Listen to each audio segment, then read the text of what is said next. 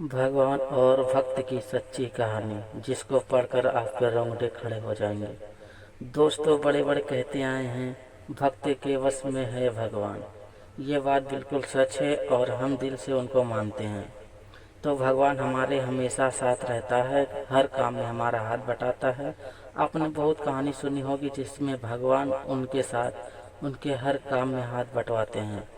जैसे ब्रह्मानंद गुरु जब सिर पर ठहर लेकर आते थे तो उनका गठर अपने आप उनके सिर के ऊपर उड़कर आता है था। उसी प्रकार कृष्ण भक्ति जनाबाई जब घर का काम करती थी और काम करते समय भगवान भजन करती थी, तो जब वह थक जाती थी तो उसका आधा काम खुद भगवान करते थे। इसी तरह नरसिंह भक्त की बेटी का भात भगवान खुद आकर भरते थे। दोस्तों, भगवान तो हमेशा हमारे साथ हैं, बस वो तो हमारी श्रद्धा देखता है कि कितनी है। ऐसी ही घटना आज एक बुढ़िया की मैं आपको बताता हूँ। एक बुढ़िया गुरु गोरखनाथ के दर्शन करने आती है। जाते टाइम एक दुकानदार की दुकान से वो गुरु गोरखनाथ की मूर्ति चुरा लेती है। जब वो मूर्ति चुरा कर थोड़ी दूर चलती है तो उसकी आत्मा उसे कोसती है और वो आगे नहीं चल पाती। वो वापिस दुकानदार के पास जाती है और कहती है, बेटा मुझे माफ़ कर दो, मैंने तेरी दुकानदार से ये मूर्ति चुरा ली थी। मुझे कोई भी सज़ा दो पर मुझे माफ़ कर दो। दुकानदार कहता है, तुम मेरी माँ के समान हो, मैं तुम्हें क्या सज़ा दे सकता हूँ। सज़ा देने वाले तो गुरु महाराज हैं। जब तुम ये मूर्ति चुरा कर ले गई थी तो तुम्हारा बटवा यहीं रह गया था जिसमें 2000 रुपये थे। उसकी कृपा हो तो कोई किसी का कुछ नहीं बिगाड़ सकता।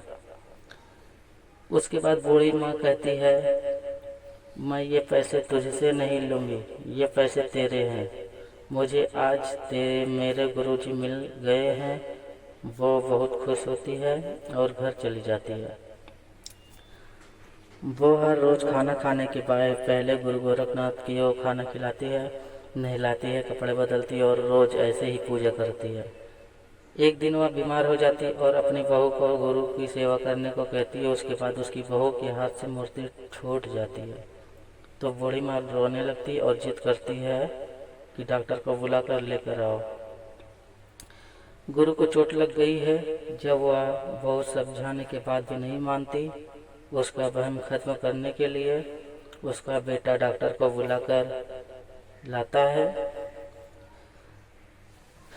डॉक्टर आता है और जब वो उसका वहम मिटाने के लिए मशीन लगाकर देखता है तो मूर्ति का दिल धड़कने लगता है। डॉक्टर बहुत घबरा जाता है और बार बार मशीन लगाकर देखता है, तब भी ऐसे ही धक धक की आवाज़ आती है।